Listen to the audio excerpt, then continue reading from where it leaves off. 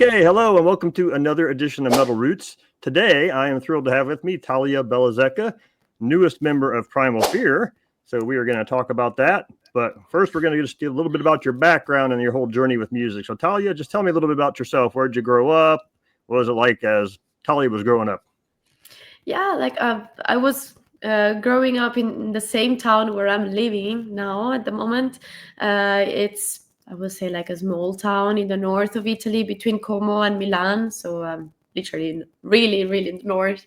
And it's pretty a chill town. Nothing too crazy happens here. Just sleeping, working, going to school, and then back. So it's nothing too crazy. It's not like Milan.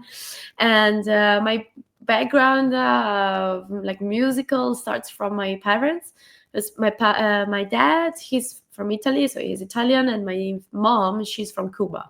So I already have these two influences. My dad was the one listening to rock, psychedelic, electronic music, funk as well, soul, and my mom was the one listening to salsa, so Latin American music, a lot of traditional African music, Michael Jackson, Madonna, pop musicians. So I grew up with these two huge influences, and the more I was growing up with them, putting music daily or MTV when it was still happening, I was watching the videos of the bands, so Pink Floyd, the Queen, and so on. And when I was, I think, 8 or 7, so really a kid, I was like doing, I think, like everybody does, like jumping on the sofa, pretending to play the guitar. Right. Like, yeah. And my mom was like, okay, let's see what happens if I really put you in that way. And it came out, I would say, pretty naturally, that I love the instrument, I love the music. And at 12, with my private teacher. I didn't go to a university or a conservatory. I just went to a private school for like 10 years. The teacher of that time was teaching me everything, of course, how to play and stuff. And then I was like, okay, I like this, but I'm looking for something heavier. Like, what do you recommend? And then he was like, okay, then I can show you Angra and Megadeth. You choose between these two. I was like, oh, okay, then let's start with Angra. I learned the first thing from Angra was the Soul of Time. And then I started with Megadeth straight away, like Tornado Souls, Lucretia, like the classic of Megadeth. And then from there, I started my own journey with metal, with the metal scene. That's awesome. I know I was looking on your YouTube channel. I saw a video where you looked like you were maybe, I don't know, 16 or something, and you were just kind of improvising, playing guitar. Yeah. I was wondering, like, what age you started. Yeah. I started when I was 8, and since then I never stopped. So now I'm 25. How much is it? Like 17, 16 years. Okay. I'm not good with math, but still, it's a long time. You're making me feel old now, Thalia, because my son is your age. Really? Yeah, 25. I know you're not old. He plays guitar too, but yeah. Hell yeah, nice. Yeah. Very so good, do you have any good. brothers or sisters? No, I'm only child. Okay, yeah, so is my Just son. me. So, yeah. Amazing. Nice. Now, have you ever had a chance to go visit Cuba where your mom's from? Yeah, when I was really, really small, like we went there twice, but I don't remember a lot of things. I remember the beach, of course, the sky, the water of the ocean, some spots of the city of La Habana. But besides that, I don't remember much. We would love to go back there one day, but it's not the perfect time, unfortunately, now. So we will wait. It's the best. Yeah. In the end, yeah. Well, you answered a couple of my questions here, because my next one was going to be like, what are your earliest memories of music, and when did you first start to kind of get into it? But I think you kind of covered that. So perfect. What was the first album you remember buying? Like you said, you started to kind of want heavier music. So do you remember, like, you know, going to the record store or downloading your first album or something? Do you remember what it was? I think it was Rust in Peace of Megadeth, for sure. Yeah, because I started with them. I got really, really into Megadeth. Like, they're literally my favorite band so far. If you ask me, like, a top 3, Megadeth, it's always the first. Every time. But yeah, I would say Megadeth. was downloading because I was born in 2000, so I went straight with iPods and Sure. Spotify and all that stuff. So I was just downloading albums, but I love vinyls as well. So I'm still looking for an original copy of Rest in Peace. So every time I see a record store, whenever I am around Yeah. Europe or whatever, I always look for Rest in Peace, but still can't find it. From the 90s and the 80s, they get the huge vinyl, like colored and Oh, stuff. yeah. It's just good to have the vinyl. Well, Great. when you think back to like Iron Maiden, when they put out, Somewhere in Time, you could sit and look at that cover for hours and discover little things in there. Yeah, or Power Slave, there's all these cool things. If you're looking on the little pyramid of the Sphinx, there's all these cool little hidden things. That's so cool. Yeah, kind of hard to do on a CD. You got to get a magnifying glass out, right? Yeah, I still love, like you say, the cover art on vinyl, and there's nothing better than like a gatefold, double live album when you open it up and there's all the live pictures inside or things like that. So. Wow. Yeah. Satisfying, really. I still have all my vinyl. I won't get rid of it, but no, never.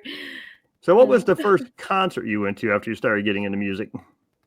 Well, if it wasn't for my mom, my first show would have been Sepultura here in Milan.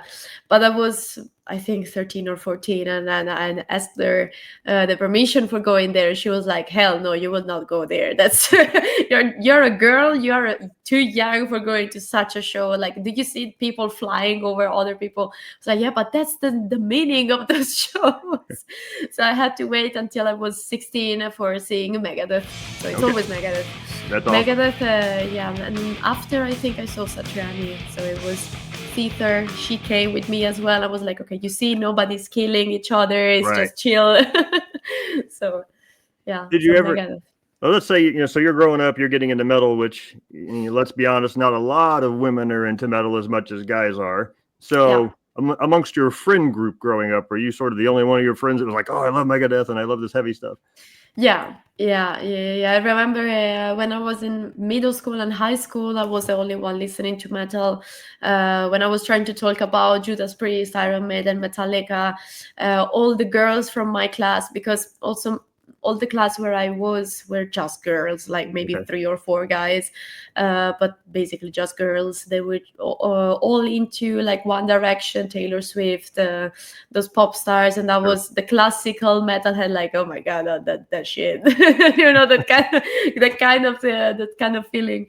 So I was always into metal, trying to speak about that, but then I was like, okay, nobody's listening to System of a Down, so I would just keep it for myself. Yeah. When you started to get into guitar, obviously you mentioned Megadeth, but like guitar player wise, because there's so many, guitar gods out there, if you will. Who were some of the guys or girls that you gravitated to as influences? Well, because I discovered Michael Jackson thanks to my mom. The first female guitarist was Jennifer Button. I was always impressed by her. Not only for the skill, of course, on the guitar, because for playing with Michael Jackson, you have to be a great musician, but also like appearance wise, with the leather and really metal, like full of spikes, and that huge moog she was using, gold, silver moog she was having, that was great. Then Marty Friedman from Megadeth again, Steve Vai, Satriani especially, and then slowly also, not slowly, but after a few years, Kiko Loureiro came as well as guitar god for me. Andy Timmons to Guthrie Govan, like basically almost all of them. Well, it's interesting because growing up when you did, I think your generation, especially, I hate to say that because I sound like an old guy, but your generation has grown up with YouTube, and there are so many good players out there. Yeah, that's true. That's true. It's just there. I go on YouTube all the time, and I see these drummers that blow me away, and guitar players that blow me away, and they're like, some of them are 7, 8 years old. I'm like, how are you playing like that? Yeah, that's true. But it used to be, you had to go to the record store, and you had to kind of dig around. Who's this new Satriani guy? And you had to, take a chance and buy the record because you couldn't really hear it. But now, you can go and just find all these phenomenal players. Yeah, that's true. Totally true. Yeah, YouTube's a treasure trove. That's my pastime, is when I'm not, doing anything else, I'm on YouTube. I'm watching live videos, I'm watching guitar players, I'm watching drummers, trying to find a new band to listen to. Yeah. I do the same. Like if it's not YouTube, it's Spotify. I'll just leave sometimes Spotify the freedom to be like, okay, you listen to this band, try to listen to this other band, and stuff like that. So same for YouTube. I Yeah. love to watch the performance of the big bands and finding new other bands, and things like that. So I feel you. Yeah. So when did it kind of click for you? So you were started playing guitar and you're like a teenager now and you're starting to get into this music. When did that switch kind of flip and you're like, this is what I want to do. I want to pursue this. I want to, play music. I think since the very beginning, actually, like I always loved the music in general. I was not the best at school too, so I always spent like all my time on the instrument, just spending hours and the nights without sleeping because I wanted to play and practice and go faster and be cleaner and just play exactly like Satriani was doing or Sure. Mecca was doing and stuff like that. So like most of the time, because I was having bad grades at school, of course my mom was just putting me into like the room, no phone, nothing, you just stay in your room. It's like, okay, that's fine, I will just play. It's not a problem. I will play. Oh darn, I'll have to play guitar and listen to music. Yeah, exactly. So since the beginning, because I grew up with YouTube and stuff, but my goal since I discovered all these bands, all these great guitarists and musicians, was like, I would love to do the same thing, like touring, seeing places, meeting other cultures, playing shows, and just sharing the passion I have as well for music and for the instrument, just making people happy, especially now that I see that people are just happy to be at the show. It's just great to see that. So I think it clicked pretty quickly. So let's talk about the transition from fan to performer. So how did you kind of start to get into bands and make your way into the scene? So for the very first band I had, when I was I think 15 or 16, it was a cover band, a classic cover band where we were just playing metal, so Metallica, Pantera, Sepultura, and so on. And we did like maybe 2 shows, and then the band broke up already because we were like teenagers, and some of them were moving with the family, some of them were just focusing on the school. So it was that. And then I started posting already tiny videos, really short videos, like that one you found on YouTube, improvising and stuff. And I was already trying to build my image on the social media and things like that. And from there, the first band contacted me. It was Frozen Crown years ago. It was I think 2017, 18. That period. And with them I started my journey in and the switch between just being the fan and going to shows and being the one on the stage and doing that part. So with them I started that. And in the beginning I was really, really scared. Like I was not eating, not drinking before going on the stage because I was really, really scared. But then as soon as I was doing the first song, I was just chilled. I was like, okay, but I like this, I know the song, so whatever, it would be fine anyway.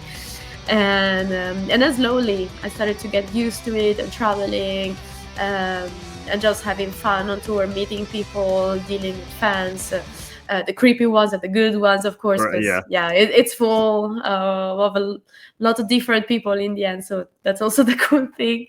And basically like all the bands that I was that I was in and I am now right now, it's basically thanks to social media and to the internet, I would say, because Frozen Crown happened because of that. They found me on Facebook and they saw I think 1 or 2 videos on YouTube.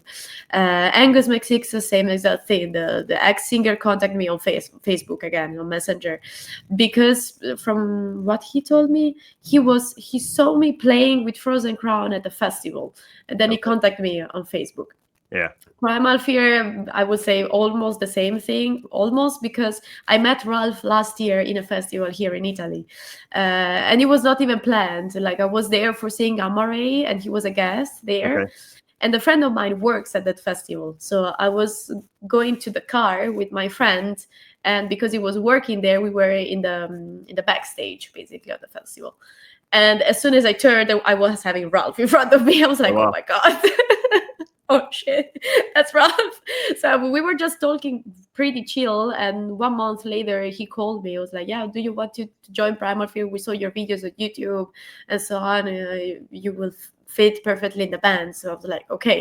So Wow. all this social media work worked actually. That's It's awesome. not wasted. So Yeah, yeah. I'm glad you shared that because I was going to ask you that how the Primal Fear thing came about. I didn't know if you like auditioned or how it happened. If you put your name in the hat and you got an audition or Yeah. what.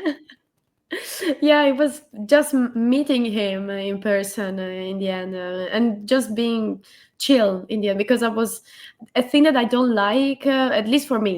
Like, I totally understand that, like, because I'm also like that when I'm fangirling a lot for a specific musician or whoever. But a thing that I don't like to do is going to the singer or to the musician and be like, "Can we take a picture? I will need the signature," but because Right. maybe he's tired or he just wants to chill or he doesn't want to be there at that moment because for whatever reason. So I always try to be like, okay, he's a person like I am, so just be chill. You can chat with him or with her. It's just a person in the end. So we chatted about whatever, about the night, about the travel, about my projects and things, and then he left for the hotel and I left as well Okay. with a friend of mine. Yeah. And then he talked with Matt during that period because the lineup was changing, and then I remember I was on holiday for 3 days with another friend of mine, and I was at the beach at that moment when he called me. I was like, "What? Wait, is this so real? I'm at the beach. I'm on Exactly. holiday." What? It's so easy to forget in the end that even if like Ralph, like Iron Maidens or whoever, they had a great career. They're still having a great career, still Right. working in the music business. They're still persons. Yeah, In the end, exactly. so That's you one can thing I talk with them. appreciate. I think I've said this on one of my other episodes, but it's one thing I think is cool about Ralph is like he's posted pictures where he's like, "Oh, I'm at the grocery store with my mom," Yeah, takes his mom to the grocery exactly. store, or he's mowing the yard, or whatever. It's like, yeah, I Exactly. mean, he's got to do the same things we all have to do, right? And, life. Yeah, So, life, yeah, exactly. not all the glamorous part where you're on stage. That's just maybe 2 hours of your day. The rest of it's, Yeah, the rest of exactly. it's Life for normal, right? Just in general, kind of what has music meant to you throughout your life? I mean, I know a lot of times it's the soundtrack of our life, things like that, but yeah, what's it kind of meant to you? Uh, I will say basically everything, yeah, everything, because I tried to do other works, other jobs in the meantime while I was still developing myself as a musician Mhm. and professions as well. But it was literally not my thing. I don't want to say depressed because there's somebody that is really depressed, so I don't want to touch that topic, but Right. still, I was not feeling good at all. Like, I was going back home and no will for practicing, and no goal in life. I was like, okay, this is not me. This is literally Yeah. not me. And I'm doing this since I was 8. So I literally grew up with this instrument, with all these bands, with music in general. And as I said before, I love to make people happy and to see that when I have fun, they have fun too, Right. to share this kind of energy not only with the crowd but also with the fans when I meet them, like maybe at the festival. That I'm just there for my own business, like I'm there for just checking a band, and they're like, "Oh my god, but you're the guitarist," but yeah, but we can have a beer together or whatever. So I would say that it's basically everything, because I'm waking up and be like, okay, now I have like 6 lessons to do. That's Yeah. great. I'll teach, then I'll practice, then I'll record some videos for the social medias, even if it's the most boring part of Right. the things to do. But I always think and move towards working with music. So I That's would say awesome. that it's just, yeah. I was going to Yes. ask you if you had like a day job. I mean, I know you teach the online lessons, but I didn't know if you had like anything else you do, or it's just the lessons and the music and playing with the bands. Yeah, it's just teaching and bands.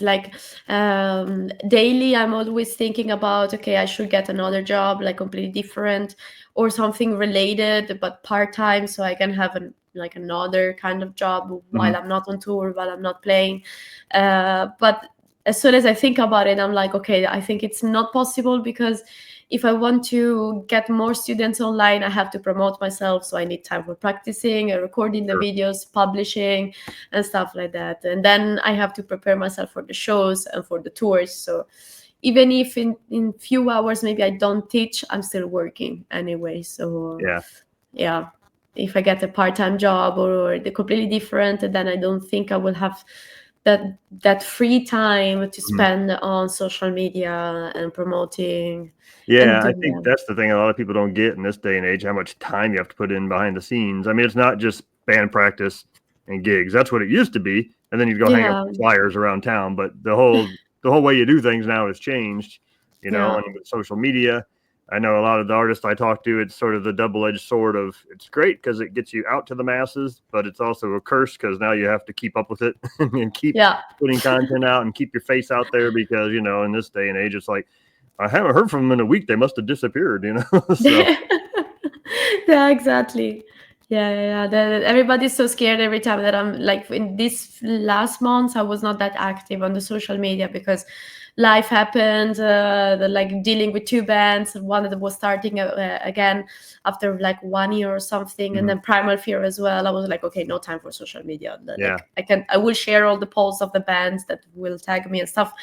But besides that, I was not posting. So as soon as I slowly came back, people were like, oh, okay, that's good to finally see you again. Actually, not just the band stuff. I was like, yeah, of course. But, you know, life happens sometimes. So right, exactly. Yeah. Now, was it kind of a daunting task to, like, you came into Primal Fear, but right when you came in, it's like, okay, we're recording a new album. Yes. You're not just coming in and learning the old songs. You got to come in and do new songs. Right. And go in the studio. Exactly. Yeah. Did you feel a lot of pressure with that? Yeah, I felt a lot of pressure. Even if in the end, most of the songs were almost ready, because Magnus, the other guitarist, with Matt and Ralph, are writing basically everything, all the riffs, the structures of the song. Andrew takes care of absolutely about the drums. Sure. And they were like, yeah, we'll leave you like freedom for your own spots for the solos. So they were giving me the files with the empty spots. Okay. And I was like, okay, what do I do now? Like, oh my God, I have to come up with something. But I was scared, of course, in the beginning. But as soon as I was sending my ideas, they were like, yeah, we like it. Just send the DI. And as soon as I was sending the DI, they were like, okay, next one. And then next one and next one, next one. So in 2 weeks, I was done. I was like, okay, awesome. Wow, that was quick. I was a bit scared to not about being on the same level of them, but not fitting the language of the band, because I was like, okay, Magnus is writing for this band since years, like 15 or 20 years already. So he knows how is the language of the band. Matt and Ralph are the founder of this band, so they know it even better.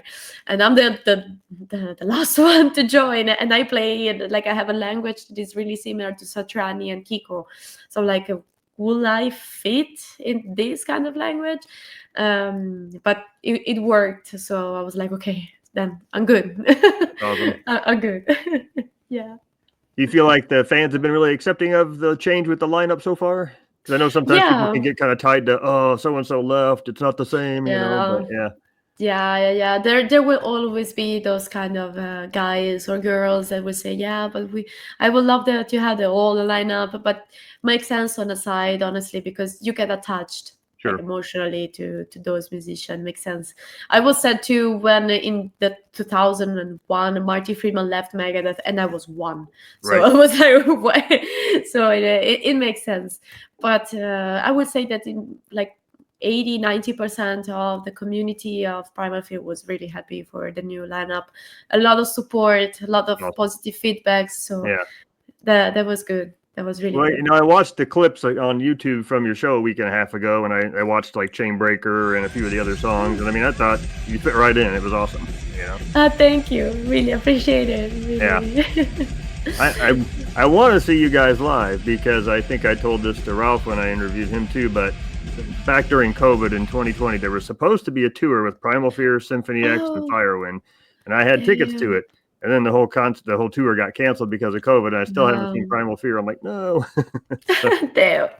I don't know if you guys will make it to the States on this tour, but if you do, I'm going to try my hardest to get there. Of course, of course, of course. Like I really hope we will go to the US and Latin America, because like first I never went there, so I'm curious to see as well how is traveling there Yeah, and touring there. And it's just, again, it's just great to tour and meet up new fans or old fans of the band, and so for sure. me are new anyway, and meeting new cultures. So I hope that will happen, but I also think a part of me is sure that it will happen. So in terms of, I think you've kind of answered this, but in terms of like musical inspiration, where do you find it nowadays? Is it still sort of some of the same things, the Megadeth, the Satrianis, or are there just different things that influence you now? No, until now, still the old, like old influences. So Satriani, Megadeth, Loureiro. I'm trying to also play something different that I was playing years ago, but then I stopped for the bands and stuff. So trying to dive more into Andy Timo's discography or Van Halen, because I was Hmm. loving Van Halen a lot. Judas Priest too, getting back to Iron Maiden as well. I would love to play some of the new metal bands as well, but I'm a lefty. I don't have an 8-string guitar, and I just have a 7-string guitar, so I can just play those stuff. But Yeah. still, I'm even if I'm young as hell, I'm still an old school guitar player, so I love to play that stuff. So Judas Priest and the actual band, metal bands. Yeah. We'll say, yeah. Well, when it comes to gear, I've noticed most of the clips I've seen of you, you're playing like a V. Do you always play a flying V or some variation of a V? No, I started playing V-shaped guitar since COVID, 2020, when I Okay. got the ESP endorsement.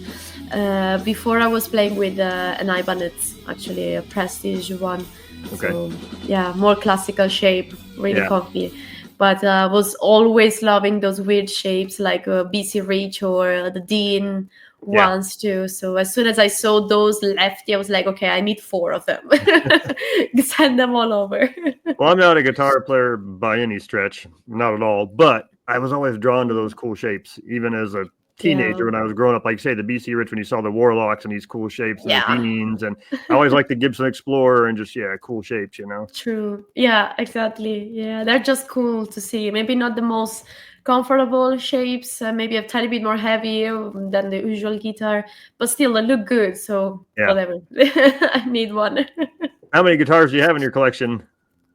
So far 9, I think. Yeah, Okay. 9. Yeah, yeah, yeah. Okay. Like You kind of have a go-to when it comes to gear in terms of like amps or heads or anything like uh, that? the only thing that I would love, and this will happen when I will live by myself and when I will have an actual room just for my gear, is like behind me I have an amp from Engel, Oh, yep, but it's yep, just one cone, so it's not that big. I would love to have the big one, so sure. four per 12, so the big one. So Yeah. just at like 3 or 4 volume, I will destroy the windows and stuff like that. Now, have you got Yeah. into like the amp modeling at all? Any of that stuff, you know? I always play digital, and the pedal board I always use is the Helix Mhm. LT, so it's Yep. the big one.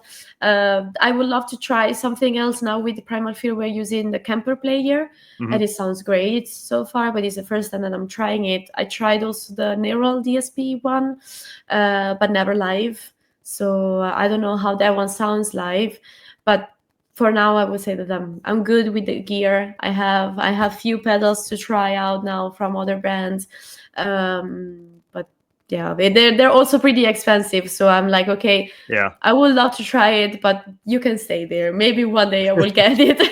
Yeah. Yeah, that's the one thing Yeah, with, I think, just everywhere right now, the economy, everything's just gotten more expensive, including gear, you know? yeah, exactly. So I'm good with what I have. I can do everything with what I have, so I'm good. Yeah. Yeah. Nice. So far, and obviously you played with, in terms of recordings and things, you've been the Frozen Crown, Angus McSix, and now Primal Fear. Do you have a favorite album or project so far that you've done?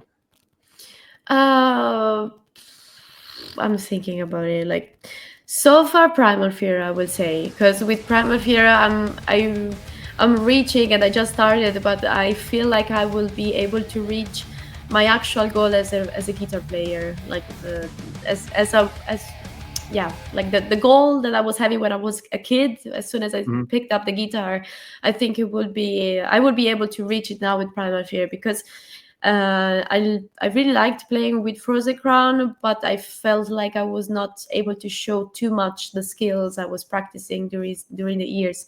Angus McSix is a really fun project. I have a lot of fun, but it's a lot about the performance in the end. So guitar wise, it's pretty easy. Like the guitar parts are super easy to play. With Primal Fear, I have to do both, and Mhm. it's even more about the skills on the guitar than the actual performance. Again, it's a balance as Sure. usual of both. But you have to be tight. You have to be tight and clean and Oh precise, yeah. and do the solos or harmonizations, and then the rhythms and the tiny riffs. So I always go crazy for that kind of stuff. Yeah. So so far it's Primal Fear. Yeah. Now Yeah. with Primal Fear, when you found out you were getting the gig, where you're like, "Ooh, I've always wanted to play this song." Is there one Primal Fear song that's like the one? Okay, I have to play this live with them. Yeah, the end is near. The end is Okay. near. As soon as I heard that song, I was like, this song is powerful. I would love to play it live. And we have it in the set list. So as That's soon as awesome. it came, yeah, at the first show, I was like, this is so cool. I'm so satisfied to play this song. Yes. Well, that's what I love about Primal Fear, because I don't play, like I say, I don't play guitar at all, but guitar is what drew me to heavy metal, right? Even though I play drums, it's really the guitar that drew me, because man, there's nothing better than like a heavy guitar riff that just grabs you. Yes. And that's what Primal Fear is. It's just riff after riff that's just, every one of them makes you Yeah. want to like bob your head and, you know. Exactly. And like you say, The End is Near is exactly that kind of song. It's in that wheelhouse of you can't just sit there during that song. Exactly. Yeah.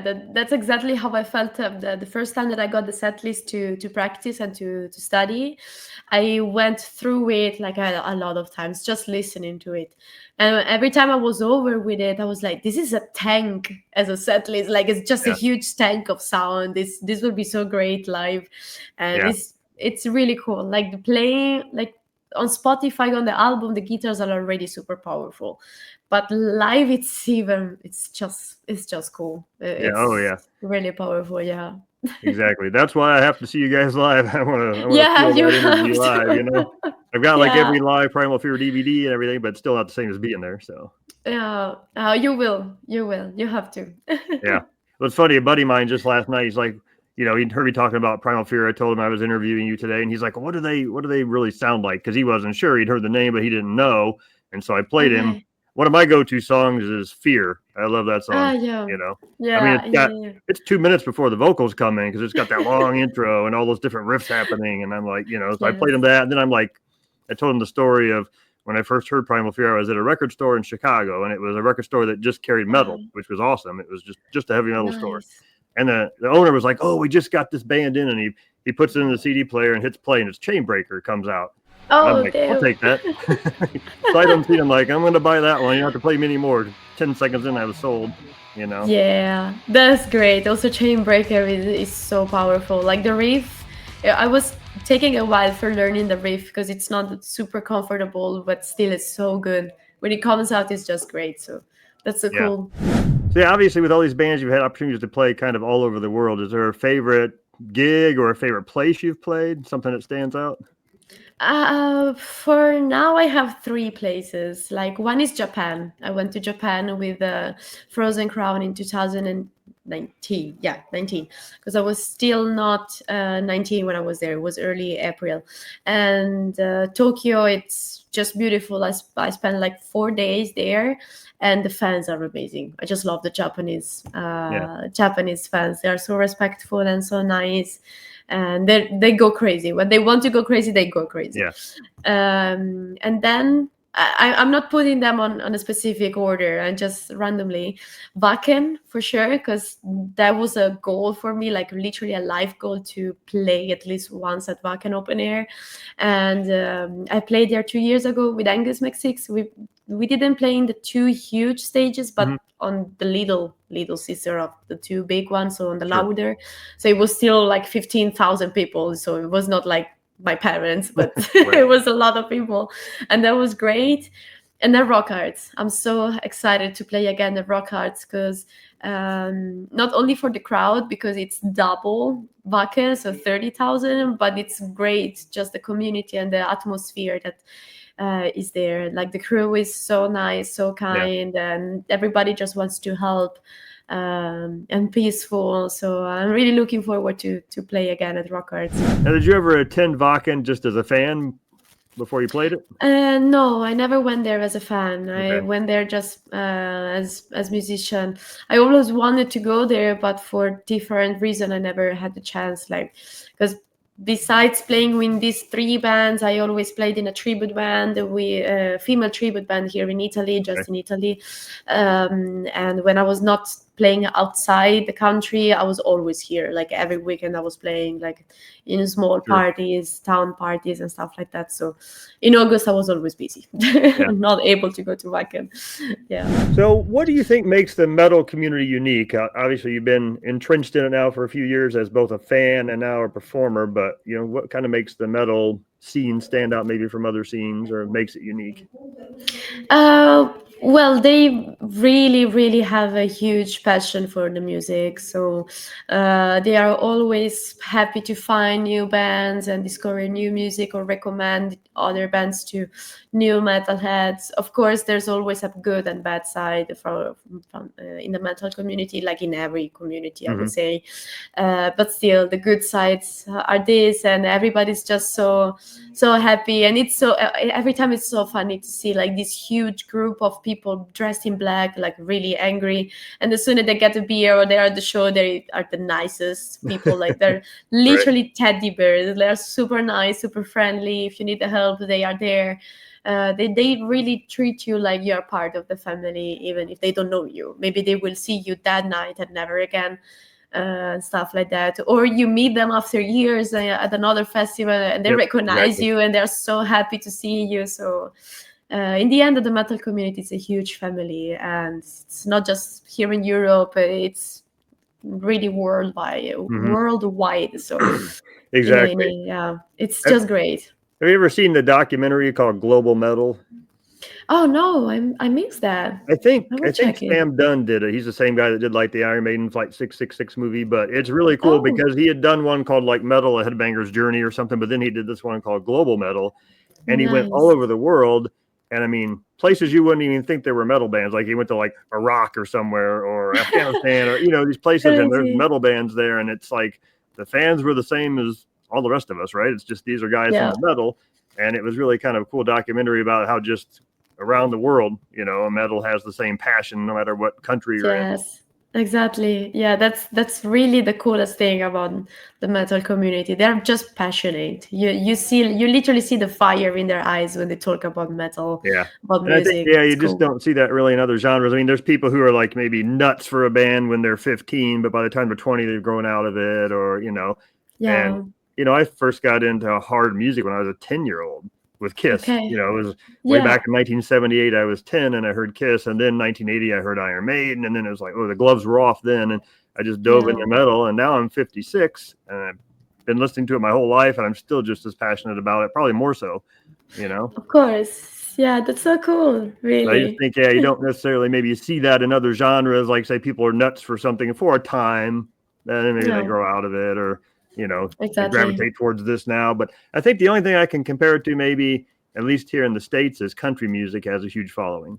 And some of the country fans are like really into country. I mean, country is sort of like metal in that it's a lifestyle, right? Not just the music you listen to, it's like a lifestyle. It's a thing you're into. It's, you know, so I think maybe that's the closest one I can think of genre-wise that might be similar. But but now that you said it, the comparison is perfect because I always heard about the huge community for country in the US, and they just don't listen to it. They literally live that lifestyle as metalheads do. So I do it too. I live with that mindset and lifestyle. So that's so cool, really. So in the few years that you've been in the music industry, have you seen some changes or challenges that you know, with the way things keep changing? Like seems like every other day, right? Things are changing, just even with social media or algorithms or this or that. But what kind of challenges have you faced trying to be a musician in this day and age?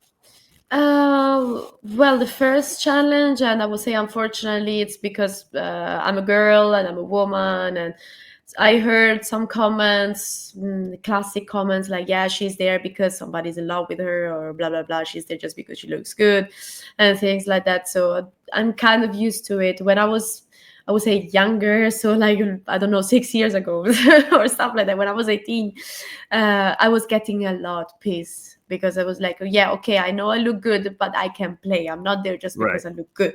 I'm there because I can play. And I was getting pissed as hell. I was ready to fight anybody that was saying that. And during the years, I was like, you don't have to fight them. You just have to show and just be you and be chill, because they say that those things exactly because they want that reaction. They want to make you Exactly. pissed off. Yeah. So whatever. And most of the time that's the sentence I hear, or something similar, but still the concept behind is that. I always hear that, not about me, but still sometimes also with the Primal Fear announcement of me and the new video, somebody was like, yeah, now Primal Fear, it's a woke band. They were like, Oh gosh. what do you mean? Like, I'm a person that plays guitar. Yeah. What do you mean? Like, oh my god. But still, yeah, it's fine. But the good change that I saw is that there are a lot of more girls playing metal, like Yeah. death metal as well, like Cryptal. I love that band. They're really, really powerful. Nervosa are keeping on going. Ginger as well. Well, Arch Enemy, she's there since Yeah. years. So I love that woman too. And new bands with girls. So I'm really, really happy to see that that change, actually, not because I'm a feminist or whatever, but just because we exist too. Like, women Right. in metal exist too, so it's cool Yeah. to see like women with skills that are out there. Of course, an image is important, I would say, because come on, like you have fanboy and fangirls fangirling on really good looking musicians, but if they are there, it's because they can play well. Exactly. So that helps. It's always a balance between both things, but not just one, both Yeah. things. I think, like you said, I So think it's cool because, I mean, when I was growing up, there weren't too many metal bands with a female in them. I think of like bands like Chastain. Leather, man, she had a powerful voice, still does, you know. But yeah, when I first heard Chastain and Leather's voice, I'm like, wow, you know. yeah, And so I think, you know, she was a little bit of a pioneer back in that day, playing heavy metal and singing for a heavy metal band. That wasn't really a yeah, common thing. But now you see like Brittany Slays from Unleash the Archers and all these killer yes, vocalists, and you know. Plus, you yeah. did an awesome job on that Unleash the Archers cover on your YouTube channel. That, thank you. And I was telling people I was Thank you. interviewing you, and people were like, "Well, who's she?" I'm like, "Watch this," and so I would, you know, I showed them your video and stuff. So Thank you, really. yeah. Appreciate it. But I think it's cool to see because, yeah, I mean, metal fans come in all shapes, sizes, races, cultures, whatever. It's just, it's music, right? So Yeah, who it's cares always who's playing it as music. long as it's good, right? Exactly. Yeah. I think exactly in that way. Like, I don't care if you're Chinese or South African or whatever. You can play good. You love that. Just do it. Whatever. I Yeah. don't care. So Well, it's like a lot of the, you know, foreign speaking bands. Like I'll listen to Japanese metal bands that are singing in Japanese. I can't understand a word of it, but exactly. musically I can connect with it. And I like the Russian band Aria. I can't understand anything Mm, they're saying, but those guys are great, and they have some killer concerts if you watch some of their stuff online. I mean, the production mhm. level of their shows and everything is crazy. It's crazy. But Yeah. yeah, it's fun to watch that stuff even if I can't understand it. Exactly. Yeah. Same. So if you could collaborate with any musician, just, you know, you're dreaming here. I want to work with this person. Who would it be? Ooh, no, too many. That's that's a long answer. Let me think. Well, for sure, Kiko at least once, like just being like, okay, I have a song where I collaborated with Kiko or with Satriani. I can literally just be like, okay, after that I can die. I'm done. I can disappear. I'm good. I'm done with life. But besides that, um, like, oh, well, they're too old now, but Iron Maiden for sure, Judas Priest as well. uh those legends, literally legends, or just not even collaborate, but just meet one day. Lemmy Yeah. Kilmister from Motherhead, but yeah, he died when I was I think 14 or 16, so I was like, Okay. okay, no chance, no chance anymore. But yeah, as musicians, I would say these guys, or also Lari Basilio, guitarist from Brazil. She's great. She does hard rock too. Okay. She's an insane guitar player as well. It would be so nice to collaborate with her too. So yeah. Well, question for you here on, I guess, just life balance. I mean, obviously touring and like say you're going to go on the road with, Primal Fear for a month and these things. How do you kind of balance like personal life and teaching lessons and those things with, being a touring musician? Or, still have time for family. Mom and dad still want to see you, right? And Of course. Yeah. Well, I would say that it's not that easy to balance everything. Like now it's a tiny bit more easy because I still live with my parents. So every time I'm flying back home, it's literally flying back home, like with my parents. So they still see me daily. But even if I still live with them, it's hard to just not only be like, yeah, good morning, they go to work, I go to work as well, I teach here in my room, but just actually having some free time to just give them. So going out for dinner or just having a walk together, that's tricky. But especially now during these last weeks, I'm finally finding some more time for them. Especially I don't see my actual friends since some months, unfortunately, because I'm always traveling. So that was pretty hard to face. But again, now I'm trying to meet up everybody again during the next weeks and months. And work especially was tricky during the last months because I teach online, so I don't have a boss. I'm my own boss, so I can just be like, okay, I'm not here for 3 days. Can we just try to fit everybody in like 2 or 3 days? Are you free? And so on. So some weeks I was just rushing, waking up, teaching, and then going to bed, and then again. So it was that.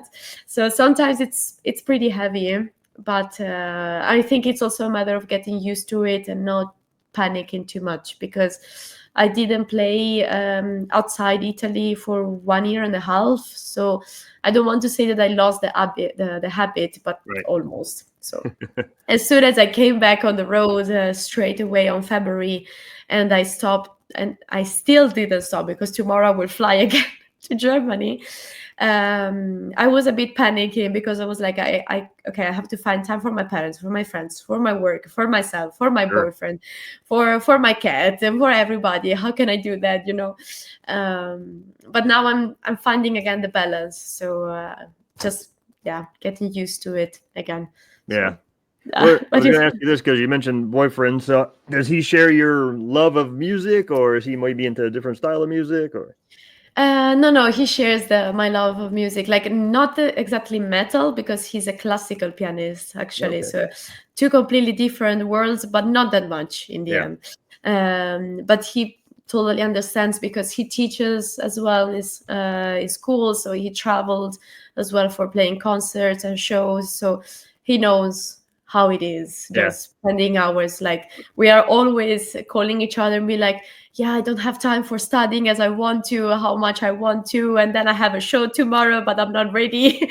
And then I have to travel there. So we understand each other. And that's so rare because I tried many relationships, and the hardest part was, we'll leave for 2 months on tour. How do you feel about that? And they were like, I don't trust you, or I'm scared, or stuff like that. And then I'm like, okay, then sorry, but it can't work because I'm not on holiday. It's work. Maybe I will have time for sleeping. So that's how it is, the tour life most of the time. Just waking up, waiting and playing, and then maybe going to bed early, but it never happens. And then the same thing over and over for weeks, months. You kind of have like any kind of a regiment when you're on tour, like, whether it's, do you try and get up at the same time every day, or do you like do exercise routine or something for some sort of normalcy while you're on tour? Well, those only, how many tours did I do? I did just 2 tours, like of 2 weeks.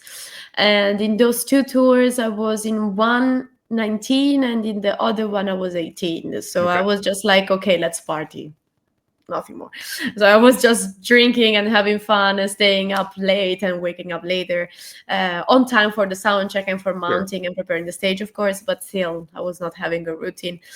Now that I'm not old, I would never say that I'm old, but still I'm 25. I would like to have a routine. So I'm also hitting the gym finally again after all this crazy period. So if I have a gym somewhere, I will try to go there or do some exercises, not get wasted every night, so I don't wake up with a headache every day. Right. So trying to have a routine for sure will help for surviving 1 month of tour. Yeah, So I think exactly. I think that was one thing that was cool about like Iron Maiden in that Flight 660 movie. When they Yeah. showed kind of on their days off, it's like, you know, Nico and Dave are out golfing, and you know, Yannick just goes out like walking the streets in whatever town he's in, just, you know, kind of taking in the culture and stuff. And so yeah, if you can have some sort of, you know, like say normalcy or whatever in your routine, or Totally. you know, take advantage of the fact you're kind of getting to see some new places. And yeah, Exactly. Yeah, that's the thing that I love to do when I'm on tour. Just traveling through the cities, and if I have time, walk around, see some nice spots, if there are any, and just checking around where I am. I just love to visit around and travel, so I will for sure do that too. Yeah. Well, aside from music, which obviously keeps you very busy, but do you have any other hobbies or interests or things you do just to kind of unwind? Yeah, I love to read. I love to draw. I'm trying to finish a course for graphic design as well, because always for keeping myself like in the kind of art area, even if it's more about business and logos and stuff. But I love colors in general and drawings. I was like, okay, let's try to put also my love for the computers and stuff, because I grew up with computers, with also drawings and colors. So I'm trying to finish that, learning 3 programs. And then I love animals, so unfortunately I can't fly around with my cat or with my dog, but I would love to do that. So yeah, reading, drawing, this graphic design, side project, but yeah, basically it's just this. When I'm at home, just going to museums and paintings, exhibitions and stuff like that. So yeah, pretty chill. Yeah, I was going to ask you earlier when you were talking about just your folks and stuff. So have they come out to see you live with some of the different bands you've been in? Yeah. Like they saw me with Frozen Crown, and they will see me with Primal Fear here in Italy in July. Oh, that's awesome. Yeah, my dad will ask a free day from work because he's like, I want to see you with Primal Fear. And then, and they come to the shows, and they're like, that's my daughter up there, you know. Exactly. I'm not expecting them to be on the front row, because after a while they get tired with all that sound, but I'm sure I will see them from stage like going crazy, or just there. Awesome. My dad for sure with a beer, and my mom with the phone, like recording it. For sure. That's very cool. Yeah. Well, in terms of like promotion, is there anything you want to promote right now? Obviously, Primal Fear, you guys have a new album coming out in September. Yes, on the 5th of Domination, September. Correct? Yes, Domination. Yeah, absolutely. That album will really dominate everything. It's really powerful. I'm always listening to the songs because they are done since 2 months or something, or even more, and it's really cool. So do you find that's the hard part as a musician, because the album's done for you, it's done kind of months before it gets out to the public, and you're having to sit there on it going like, oh, I'm excited about this, but it doesn't come out for 6 months, or, you know, whatever.